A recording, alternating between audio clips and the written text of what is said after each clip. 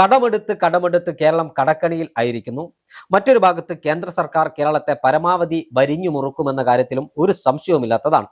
അതിനൊപ്പം തന്നെ പാർട്ടിക്കുള്ളിലെ കോൺഗ്രസിനകത്തെ പോരും സർക്കാരിന്റെ സുഗമമായ മുന്നോട്ടു പോക്കിനെ ബാധിക്കും എന്നതിലും തർക്കമില്ല.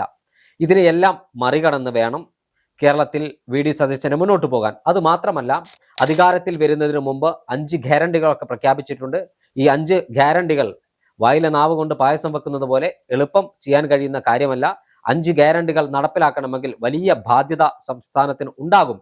ഈ ബാധ്യതയെല്ലാം എങ്ങനെ മറികടക്കും എന്ന് നമുക്ക് വരും ദിവസങ്ങളിൽ കണ്ടറിയാം. കോൺഗ്രസ് പറയുന്നത് ആദ്യം മുതൽ തന്നെ പറയുന്നത്, അല്ലെങ്കിൽ അധികാരത്തിൽ എത്തുന്നതിന് മുൻപ് തന്നെ ഞങ്ങൾക്ക് വ്യക്തമായ പ്ലാൻ ഉണ്ട്, എല്ലാ കാര്യങ്ങൾക്കും ഞങ്ങൾ അധികാരത്തിലേക്ക് എത്തുകയാണെങ്കിൽ എല്ലാത്തിനും വ്യക്തമായ പ്ലാൻ ഉണ്ട് എന്ന് പറയുന്നു. വി.ഡി. സതീശൻ നേരത്തെ തന്നെ പറയുകയുണ്ടായി, പല വിഷയങ്ങൾ അല്ലെ പല പദ്ധതികൾക്കും ബദൽ പദ്ധതി ഞങ്ങൾ കരുതി വെച്ചിട്ടുണ്ട്.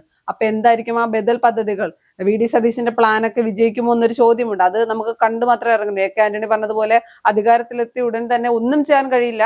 വി.ഡി. സതീശനിൽ പ്രതീക്ഷ അർപ്പിച്ച വോട്ടർമാർക്ക്, കോൺഗ്രസിൽ പ്രതീക്ഷ അർപ്പിച്ച് കൈപ്പത്തിക്ക് വോട്ട് ചെയ്ത വോട്ടർമാർക്ക് അവരുടെ പ്രതീക്ഷയ്ക്കൊത്തു ഉതകുന്ന രൂപത്തിൽ, അവരുടെ പ്രതീക്ഷ സഫലമാകുന്ന തരത്തിൽ മുന്നോട്ട് പോകാൻ ഈ സർക്കാരിന് കഴിയുമോ എന്നാണ് ആളുകൾ ഉറ്റുനോക്കുന്നത്. ടീം UDFന്റെ ഭാഗത്തുനിന്ന് മാജിക്കുകൾ ഉണ്ടാകുമോ? കേരളത്തിന്റെ വിസ്മയം തീർക്കാൻ കഴിയുമോ എന്ന് നമുക്ക് കണ്ടറിയേണ്ട ഒരു വസ്തുതയും കാര്യവുമാണെന്ന കാര്യത്തിൽ ഒരു തർക്കവുമില്ല. വലിയ പ്രതീക്ഷയോടുകൂടിയാണ് ഐക്യജനാധിപത്യ മുന്നണി സർക്കാരിനെ കേരളത്തിലെ ജനങ്ങൾ അധികാരത്തിലെത്തിയത്.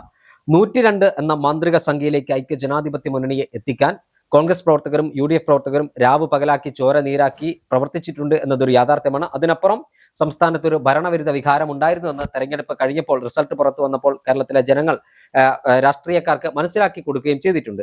എന്നാൽ പുതുതായി ചുമതല ഏറ്റെടുക്കാൻ പോകുന്ന UDF സർക്കാരിനെ സംബന്ധിച്ചിടത്തോളം മുന്നിലുള്ളത് ചുവപ്പ് പരവതാനി വിരിച്ച വഴികളല്ല, കല്ലും മുള്ളും നിറഞ്ഞ കാനനപാതകളാണ് എന്നതാണ് നമുക്ക് മനസ്സിലാക്കാൻ കഴിയുന്നത്. കാരണം കേരളത്തിൽ പ്രതിപക്ഷത്തായിരിക്കുന്ന സമയത്ത് ഭരണപക്ഷത്തെ നിരന്തരം വിമർശിക്കുന്നത് പോലെയല്ല ഭരണത്തിലിരുന്ന് സംസ്ഥാനത്തിന്റെ ഭരണം മുന്നോട്ട് കൊണ്ടുപോകുന്നത് എന്നത് ഇനി മന്ത്രിമാർക്ക് കാര്യങ്ങൾ മനസ്സിലാകാൻ പോവുകയാണ്. നേരത്തെ പ്രതിപക്ഷമായിരുന്ന, ഇപ്പോൾ ഭരണപക്ഷമായിരുന്ന ആളുകൾക്ക് മനസ്സിലാകാൻ പോവുകയാണ്. CPMനെ സംബന്ധിച്ചിടത്തോളം അവർക്ക് കൃത്യമായ സംഘടനാ ചട്ടക്കൂടും കൃത്യമായ സംഘടനാ സംവിധാനവും ഉണ്ടായിരുന്നു. എന്നാൽ കോൺഗ്രസിനെ സംബന്ധിച്ചിടത്തോളം അങ്ങനെയല്ല, കുത്തഴിഞ്ഞ സംഘടനാ സംവിധാനം തന്നെയാണ് കേരളത്തിൽ എന്ന കാര്യത്തിൽ ഒരു തർക്കവുമില്ല. ഈ ഒരു പശ്ചാത്തലത്തിൽ കൂടി നമുക്ക് മനസ്സിലാക്കേണ്ട ഒരു കാര്യമുണ്ട്. വലിയ വെല്ലുവിളികളിലൂടെയാണ് കേരളം മുന്നോട്ട് പോകുന്നത്. കാരണം സാമ്പത്തിക അവസ്ഥ കേരളത്തിൻ്റെത് വളരെ ദയനീയമാണ് എന്ന കാര്യത്തിൽ തർക്കമില്ല. ഒരു ഭാഗത്ത് കടമെടുത്ത് കേരളം കടക്കണിയിൽ ആയിരിക്കുന്നു. മറ്റൊരു ഭാഗത്ത് കേന്ദ്ര സർക്കാർ കേരളത്തെ പരമാവധി വരിഞ്ഞു മുറുക്കുമെന്ന കാര്യത്തിലും ഒരു സംശയവുമില്ലാത്തതാണ്. അതിനൊപ്പം തന്നെ പാർട്ടിക്കുള്ളിലെ കോൺഗ്രസിനകത്തെ പോരും സർക്കാരിന്റെ സുഗമമായ മുന്നോട്ടു പോക്കിനെ ബാധിക്കും എന്നതിലും തർക്കമില്ല. ഇതിനെയെല്ലാം മറികടന്ന് വേണം കേരളത്തിൽ വി.ഡി. സതീശന് മുന്നോട്ട് പോകാൻ. അത് മാത്രമല്ല, അധികാരത്തിൽ വരുന്നതിന് മുമ്പ് 5 ഗ്യാരണ്ടികളൊക്കെ പ്രഖ്യാപിച്ചിട്ടുണ്ട്. ഈ 5 ഗ്യാരണ്ടികൾ വായിലെ നാവ് കൊണ്ട് പായസം വെക്കുന്നത് പോലെ എളുപ്പം ചെയ്യാൻ കഴിയുന്ന കാര്യമല്ല. 5 ഗ്യാരണ്ടികൾ നടപ്പിലാക്കണമെങ്കിൽ വലിയ ബാധ്യത സംസ്ഥാനത്തിന് ഉണ്ടാകും.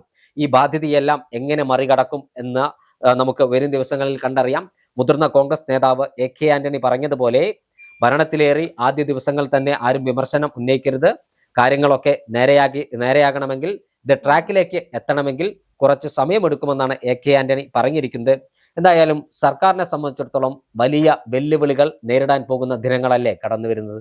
തീർച്ചയായും സർക്കാരിന് അത്ര എളുപ്പമല്ല. അത് അധികാരത്തിൽ വരുന്നതിന് മുൻപ് തന്നെ ഐക്യജനാധിപത്യ മുന്നണിക്കും സാധാരണക്കാരായ, അല്ലെങ്കിൽ കേരളത്തിലെ ഒരു വിഭാഗം ജനങ്ങൾക്കും അറിയാം അത്ര എളുപ്പമല്ല. കാര്യം ചേട്ടൻ ആദ്യം പറഞ്ഞതുപോലെ കടമെടുക്കാവുന്നതിന്റെ മാക്സിമം കടമെടുത്തിട്ട് തന്നെയാണ് കഴിഞ്ഞ സർക്കാർ 10 വർഷം മുന്നോട്ട് പോയത്. അപ്പൊ അതുകൊണ്ട് തന്നെ ഖജനാവ് കാലിയാണ്. അത് ആ ഖജനാവിൽ നിന്ന് വേണം ഇനി സംസ്ഥാനത്തിന്റെ കാര്യങ്ങൾ നടത്താൻ. അപ്പൊ അതത്ര എളുപ്പമുള്ള കാര്യമല്ല. എത്രത്തോളം ബുദ്ധിമുട്ടിയാലായിരിക്കും ഈ സർക്കാരിന് നന്നായി 5 വർഷം പ്രവർത്തിക്കാൻ കഴിയുക എന്നൊരു ചോദ്യമുണ്ടല്ലോ. പിന്നെ കോൺഗ്രസ് പറയുന്നത് ആദ്യം മുതൽ തന്നെ പറയുന്നത്, അല്ലെങ്കിൽ അധികാരത്തിൽ എത്തുന്നതിന് മുൻപ് തന്നെ ഞങ്ങൾക്ക് വ്യക്തമായ പ്ലാൻ ഉണ്ട്, എല്ലാ കാര്യങ്ങൾക്കും ഞങ്ങൾ അധികാരത്തിലേക്ക് എത്തുകയാണെങ്കിൽ എല്ലാത്തിനും വ്യക്തമായ പ്ലാൻ ഉണ്ട് എന്ന് പറയുന്നു. വി.ഡി. സതീശൻ നേരത്തെ തന്നെ പറയുകയുണ്ടായി, പല വിഷയങ്ങൾ അല്ലെ പല പദ്ധതികൾക്കും ബദൽ പദ്ധതി ഞങ്ങൾ കരുതി വെച്ചിട്ടുണ്ട്. അപ്പൊ എന്തായിരിക്കും ആ ബദൽ പദ്ധതികൾ? വി.ഡി. സതീശന്റെ പ്ലാനൊക്കെ വിജയിക്കുമോ എന്നൊരു ചോദ്യമുണ്ട്. അത് നമുക്ക് കണ്ടു മാത്രമേ ഇറങ്ങുന്നു. എ.കെ. ആന്റണി പറഞ്ഞതുപോലെ അധികാരത്തിലെത്തി ഉടൻ തന്നെ ഒന്നും ചെയ്യാൻ കഴിയില്ല, ഒരുപാട് സമയമെടുക്കും. കേന്ദ്ര സർക്കാർ കൂടി വരിഞ്ഞു മുറുകുമ്പോൾ കേരളം നന്നായി ബുദ്ധിമുട്ടും എന്നുള്ള കാര്യത്തിൽ യാതൊരു സംശയമില്ല. പക്ഷെ ബദൽ പദ്ധതികളും വി.ഡി. സതീശൻ അല്ലെങ്കിൽ ടീം UDFന്റെ പ്ലാനൊക്കെ എത്രത്തോളം സക്സസ് ആകുമെന്ന് കണ്ടു തന്നെ അറിയേണ്ടിയിരിക്കുന്നു. പിന്നെ ചേട്ടൻ പറഞ്ഞതുപോലെ പാർട്ടിക്കകത്തുള്ള പ്രശ്നങ്ങൾ വലിയ രീതിയിൽ കോൺഗ്രസിന്റെ അല്ലെങ്കിൽ UDF-ന്റെ ഭരണത്തെ ബാധിക്കുന്ന കാര്യത്തിൽ യാതൊരു സംശയമില്ല. ടീം UDF ആയി ഒരേ മനസ്സോടെ ഒറ്റക്കെട്ടായാണ് തെരഞ്ഞെടുപ്പിനെ നേരിട്ടതെങ്കിൽ തെരഞ്ഞെടുപ്പിന്റെ ഫലം പുറത്തു വരുന്നതിന് മുൻപ് തന്നെ ഒറ്റക്കെട്ടും ഐക്യവും ഒക്കെ ഇല്ലാതായി നമ്മൾ കണ്ടതാണ്. 3 പേര് മുഖ്യമന്ത്രിയാകാൻ വേണ്ടി പരസ്പരം പോർവിളിച്ചത് നമ്മൾ കണ്ടതാണ്. മുഖ്യമന്ത്രിയെ പ്രഖ്യാപിച്ചിട്ട് പോലും മറ്റു 2 പേർ ഇപ്പോഴും തൃപ്തരല്ല എന്ന് തന്നെയാണ് നമുക്ക് മനസ്സിലാകുന്നത്. ഇപ്പോൾ രമേശ് ചെന്നിത്തലയുടെ ആവശ്യങ്ങൾ അംഗീകരിക്കുകയും മറുവശത്ത് KC വേണുഗോപാൽ മന്ത്രിസഭയിലേക്കോ നിയമസഭയിലേക്കോ ഇല്ലെങ്കിൽ പോലും അദ്ദേഹത്തിന്റെ ആളുകളുണ്ട്, അല്ലെങ്കിൽ KCക്കൊപ്പം നിന്നവരുണ്ട്, അവരെ കൂടി പരിഗണിക്കണം. നമുക്കറിയാം VD സതീശനെതിരെ പറഞ്ഞ MLA-മാരാണ് കൂടുതലും. അപ്പൊ അവരും VD സതീശനുമായിട്ടുള്ള കോംബോ എത്രത്തോളം നന്നായി പോകുമെന്നൊരു ചോദ്യമുണ്ട്. മറുവശത്ത് പ്രതിപക്ഷ നേതാവ് എന്ന് പറയുന്നത് പിണറായി വിജയനാണ്. മുഖ്യമന്ത്രിയായിരുന്നു. ചേട്ടൻ പറഞ്ഞതുപോലെ പ്രതിപക്ഷത്തിരിക്കുമ്പോ ചെയ്യുന്ന പോലെ അത്ര എളുപ്പമല്ല ഭരണപക്ഷത്തിരിക്കുക എന്ന് പറയുന്നത്. തിരിച്ചും അങ്ങനെയാണ്, ഭരണപക്ഷത്തിരിക്കുന്ന പോലെ അത്ര എളുപ്പമല്ല പ്രതിപക്ഷത്തിരിക്കുക എന്നുള്ളത്. അപ്പൊ അതുകൊണ്ട് തന്നെ ആ ഒരു കോംബോയും എത്രത്തോളം സക്സസ് ആകും എന്നൊരു ചോദ്യം നിലനിൽക്കുന്നുണ്ട്. എന്തായാലും ഈ സർക്കാരിന് അത്ര എളുപ്പമായിരിക്കില്ല. പിന്നെ പ്രകടന പത്രിക തള്ളിക്കളയാനാകില്ല. ഇന്ദിരാ ഗ്യാരണ്ടിയും നടപ്പിലാക്കേണ്ടി വരും. കേരളത്തിന്റെ സാമ്പത്തിക സ്ഥിതി എല്ലാം കണക്കിൽ എടുത്തുകൊണ്ടായിരിക്കണമായിരുന്നു ഇന്ദിരാ ഗ്യാരണ്ടി പ്രഖ്യാപിക്കേണ്ടെന്ന ഒരു അഭിപ്രായം എനിക്കുണ്ട്. മറ്റൊന്നും കൊണ്ടല്ല, ബാക്കി 4 കാര്യങ്ങളും കേരളത്തിൽ നടത്താൻ എളുപ്പമാണ്. KSRTC-യിൽ സൗജന്യ യാത്ര എന്ന് പറയുമ്പോൾ മാനദണ്ഡങ്ങളൊന്നും പ്രഖ്യാപിച്ചിട്ടുണ്ടായിരുന്നില്ല. എല്ലാ സ്ത്രീകൾക്കും സൗജന്യ യാത്ര നൽകും എന്നാണ് പറഞ്ഞത്. അതിനിപ്പോ ഓർഡിനറിയിലാണോ, ഫാസ്റ്റിലാണോ, സൂപ്പർ ഫാസ്റ്റിലാണോ, അങ്ങനെ കുറച്ച് എന്തെങ്കിലുമൊക്കെ റെസ്ട്രിക്ഷൻ എന്തായാലും വെക്കും. അങ്ങനെ വെക്കുമ്പോൾ അത് സാധാരണക്കാരായ സ്ത്രീകളെ ഏറ്റെടുക്കുമോ ഇല്ലേ എന്നൊരു ചോദ്യമുണ്ട്. KSRTC നഷ്ടത്തിൽ നിന്ന് നഷ്ടത്തിലേക്ക് കൊണ്ടെത്തിക്കുമോ അല്ലെങ്കിൽ കൂപ്പുകൈ കുത്തുമോ എന്നുള്ള സംശയമൊക്കെ നിലനിൽക്കുകയാണ്. അപ്പൊ എന്തായാലും ഈ സർക്കാരിന് അത്ര എളുപ്പമായിരിക്കില്ല. എന്നാൽ മറുവശത്ത് നമുക്ക് ആശ്വസിക്കാൻ പറ്റുന്ന ഒരു കാര്യം എന്ന് പറയുന്നത് കേരളത്തിലെ ഏറ്റവും മികച്ച പദ്ധതികൾ അല്ലെങ്കിൽ സാധാരണക്കാരായ ജനങ്ങൾക്ക് ഗുണം ചെയ്യുന്ന എല്ലാ പദ്ധതികളും, നല്ല എല്ലാ പദ്ധതികളും കേരളത്തിൽ കൊണ്ടുവന്നത് മാറി മാറി വന്ന കോൺഗ്രസ് സർക്കാരുകളാണ് എന്നുള്ള ഒരു ആശ്വാസം. ഉമ്മൻചാണ്ടി സർക്കാരിന്റെ അവസാനം വരുന്ന കോൺഗ്രസ് സർക്കാർ അല്ലെങ്കിൽ ഉമ്മൻചാണ്ടി സർക്കാരിന്റെ കാലത്ത് കേരളത്തിൽ വലിയ വികസന നേട്ടങ്ങളും മാറ്റങ്ങളും കൊണ്ടുവരാൻ കഴിഞ്ഞു. അത്തരം പദ്ധതികൾ VD സതീശൻ എന്ന മുഖ്യമന്ത്രിയുള്ള കേരളത്തിന് സമ്മാനിക്കാൻ കഴിയുന്നൊരു പ്രതീക്ഷ. കാര്യം കോൺഗ്രസ് സർക്കാരുകൾ എപ്പോഴും ജനങ്ങൾക്കൊപ്പമാണ്.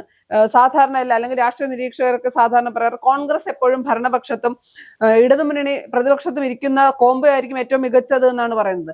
അങ്ങനെ ഒരു കോംബോ തന്നെ ആയിരിക്കുമോ ഇത്, അല്ലെങ്കിൽ അങ്ങനെ തന്നെ ആയിരിക്കുമോ എന്ന് നമുക്ക് കണ്ടു തന്നെ അറിയേണ്ടിയിരിക്കുന്നു. തീർച്ചയായും കേരളത്തെ സംബന്ധിച്ചിടത്തോളം വരാനിരിക്കുന്ന ദിവസങ്ങൾ ഏത് രൂപത്തിലാണ് ഈ പുതിയ സർക്കാർ മുന്നോട്ട് പോകുക എന്നത് ആകാംക്ഷയോടുകൂടി രാഷ്ട്രീയ കേരളം കാതോർത്തിരിക്കുകയാണ്. ഇന്ദിരാ ഗ്യാരണ്ടി അടക്കമുള്ള കാര്യങ്ങൾ സംസ്ഥാന സർക്കാരിന് നടപ്പിലാക്കാൻ കഴിയുമോ, കോൺഗ്രസിലെ തമ്മിലടി ഈ സർക്കാരിന്റെ മുന്നോട്ടുള്ള സുഗമമായ പോക്കിനെ ബാധിക്കുമോ ഒക്കെ കണ്ടറിയാം.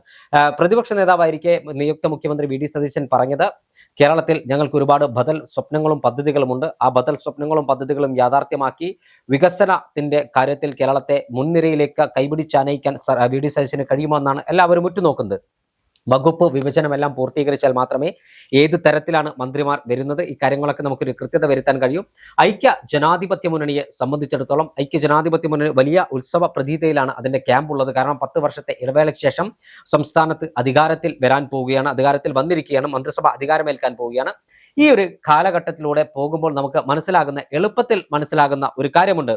കേരളത്തെ സംബന്ധിച്ചിടത്തോളം കേരളം മറ്റു സംസ്ഥാനങ്ങളെ ആശ്രയിച്ചു കഴിയുന്ന ഒരു സംസ്ഥാനമാണ്.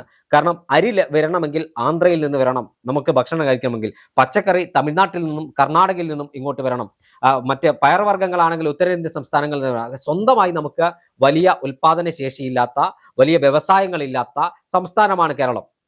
തൊട്ടടുത്ത സംസ്ഥാനമായ കർണാടകയിൽ അവർക്ക് KSRTC-യിൽ സൗജന്യ യാത്ര നടപ്പിലാക്കണമെങ്കിൽ കർണാടക KSRTC-യിൽ അവർക്ക് അതിന്റെ തുക നൽകണമെങ്കിൽ കർണാടകയിലെ ബാംഗ്ലൂർ നഗരത്തിൽ, കർണാടകയുടെ IT ഹബ് എന്ന് വിശേഷിപ്പിക്കുന്ന ബാംഗ്ലൂർ നഗരത്തിലെ ചില ഒരു പ്രത്യേക നിശ്ചിത സ്ഥാപനങ്ങളിൽ നിന്ന് പിരിക്കുന്ന നികുതി മാത്രം മതി.